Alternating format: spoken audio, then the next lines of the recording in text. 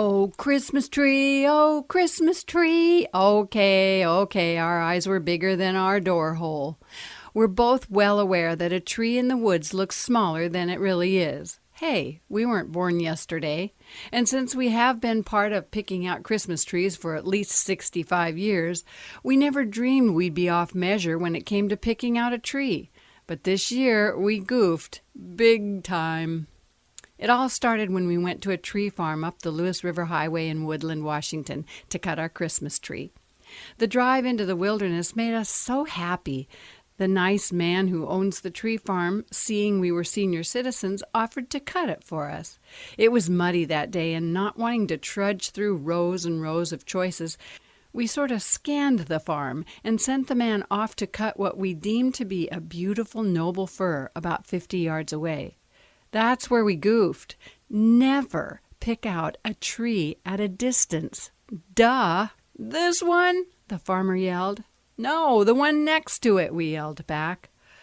Okay, it's a beauty, he boasted.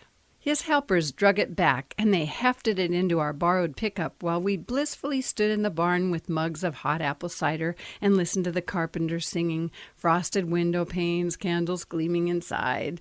We paid the man and set off for home, completely unaware of the events that would follow. When we got back home, we were able to get the evergreen treasure off the truck, but once it was down on the ground, we couldn't budge it.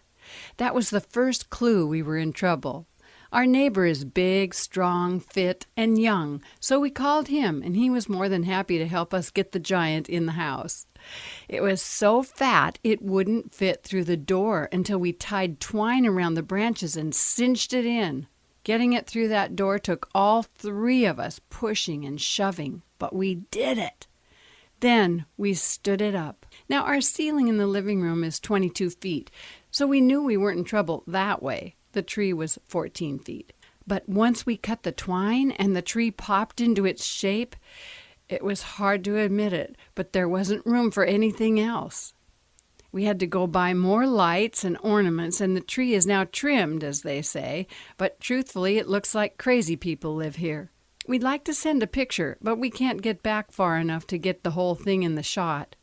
We're having a New Year's Eve party, and our first thought was, there's no room for the people. We've seriously thought about taking the tree down or uninviting the guests. Guess we'll just chalk it up to a lesson learned late.